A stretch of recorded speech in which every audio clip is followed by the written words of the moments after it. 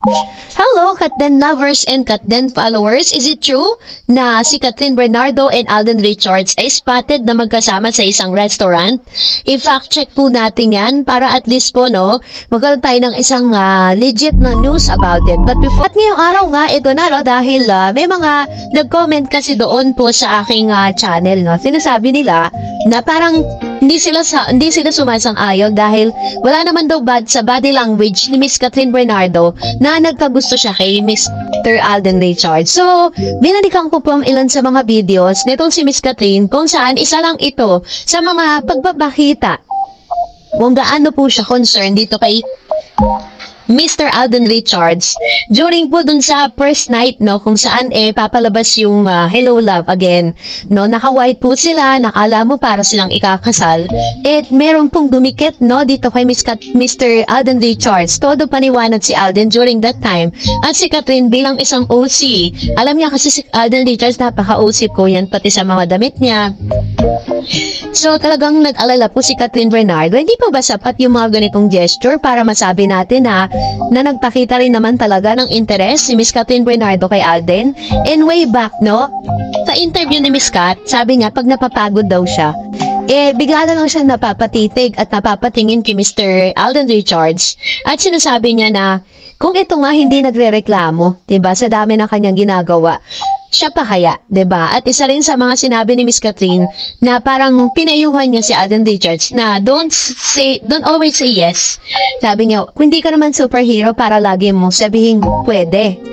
Lagi sabihin ng yes. Kung parang dito pa lang pinapakita ni Kathryn Bernardo at Alden Richards so talagang yung level of comfortability na sinatawag. At the same time, nakita din naman natin how Kathryn Bernardo really care for Mr. Alden Richards during those times. Kaya hindi ako naniniwala dun sa mga nag-comment na parang hindi raw nagpakita ng interes si Kathryn Bernardo kay Alden Richards.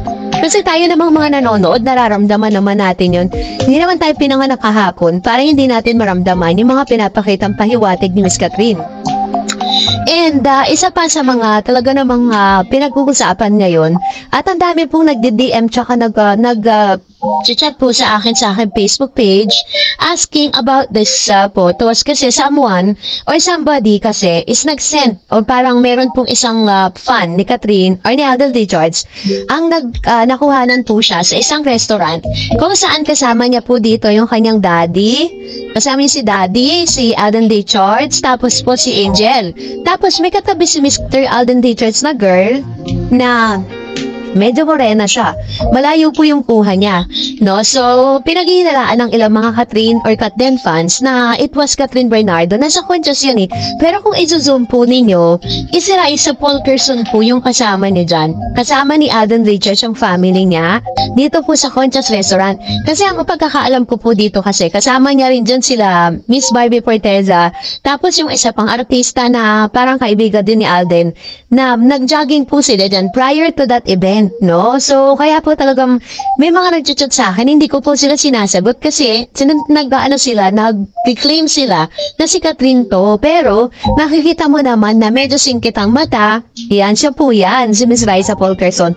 Not Kathryn Bernardo. Hindi po totoo yung mga news na lumalabas na si Kathryn Bernardo yung kasama ni Mr. Alden Richards during those times na, yun nga, nandun yung family nga, nandun si Daddy Bay, nandun si Angel, si Miss Raisa Polkerson po yun. Kaya hindi naman okay lang naman na mahalin natin si Kathryn at Alden, pero wag naman tayo to the point na kahit iba yung kasama nila, pinaniniwalaan pa rin natin si Kathryn. Mas maganda pa rin talaga na dun tayo sa totoo, diba? At hanggang sa ngayon naman is wala pa naman pong inilalabas na any ganap. Ito pong si Kathryn at si Alden Richards, Inaabangan kasi ng marami yung kanila pagsasama sa bench body this coming March 21st.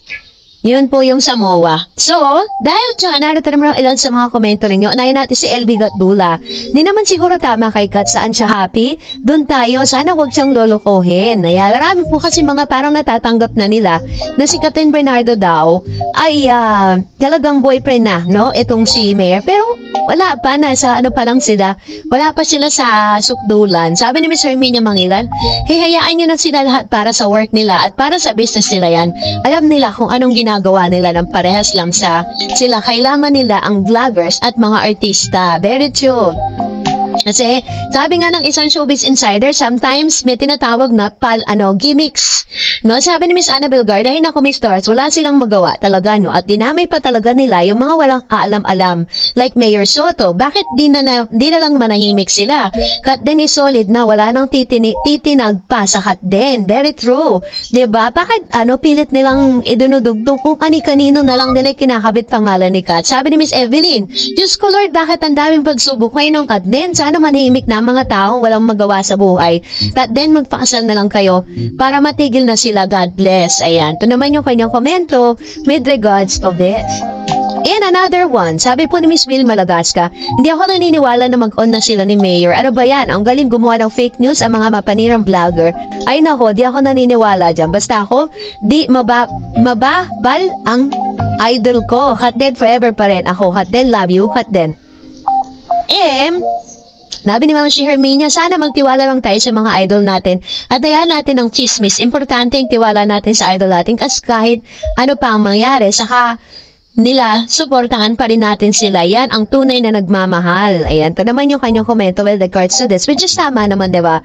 Kasi para sa akin sinusuportahan ko pa rin ang Kat din. Pero kung saan sasaya si Catherine at si Alden Richards, doon ako. Hindi naman tayo pwede magpakadilulog forever, diba? Basta, ang lang natin, prayer natin lahat, si Alden Richards, ang piliin ni Catherine, no, sa mga masubid niyang manliligaw. Sabi ni Janelle Travel, nonsense. Ang mga chismis, I still support Kat din. Thanks, Miss Dareds, for your clarification and God bless. Another one, sabi ni Miss Herminia, Emerita Babauta, bakit si OG Diaz gustong sirain talaga si Catherine? He just don't like her. Parang inggit na inggit siya, kaya not really interested to watch this video. Buti pa sa'yo may mga resibo at di ka naninira sa iba. Hey nako, gusto rin sumakay sa stardom kay Kat din. Thank you ma'am sa update palagi. God bless. Thank you ma'am si Emerita Babauta sa inyo pong komento. At of course marami ding salamat po sa inyong pagsuporta sa Kat din and sa ating pong channel. And that's it for today. For more videos and updates, please don't forget to like and subscribe. And please don't forget to follow my Facebook page, Dareds TV. God bless everyone!